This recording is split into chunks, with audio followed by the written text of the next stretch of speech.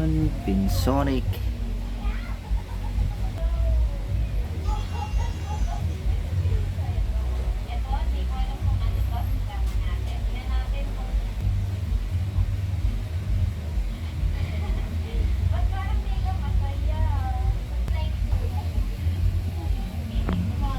Nagpa-pump up yung stored space running out.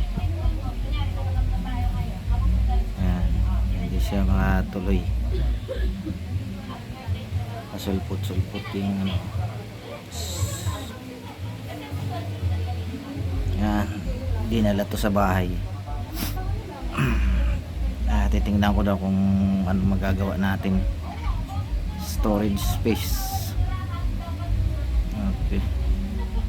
Parang bago lang model nito eh. Yan na.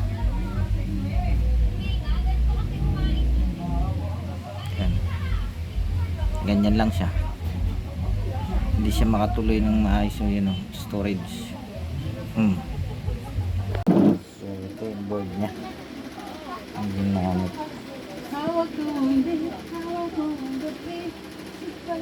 Parang ano siya. Parang TCL.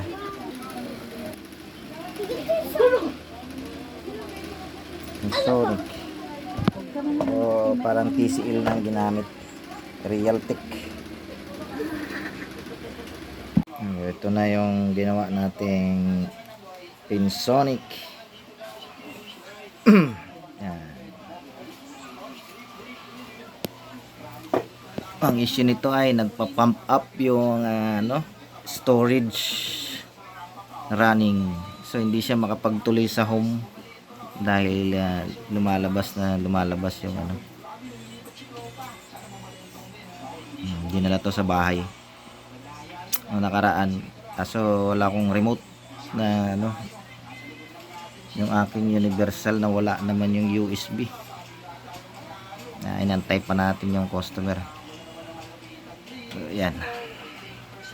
Ayan, kikita tayo sa ating vlog. Tingnan natin si Netflix kung gumagana.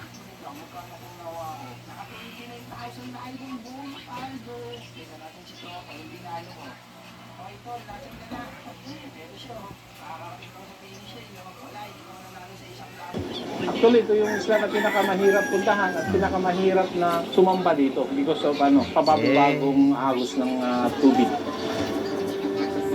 Ayan. Mabigyan ng tawag sa grupo ng mga islang nasa pagitan na ng katubigang kilala sa pagkakaroon ng naglalakihang alon.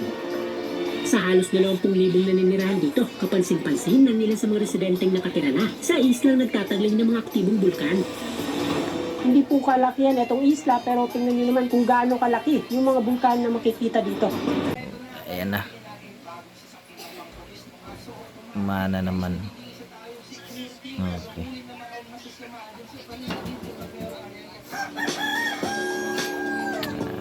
Okay, Netflix. Okay. Pinsonic.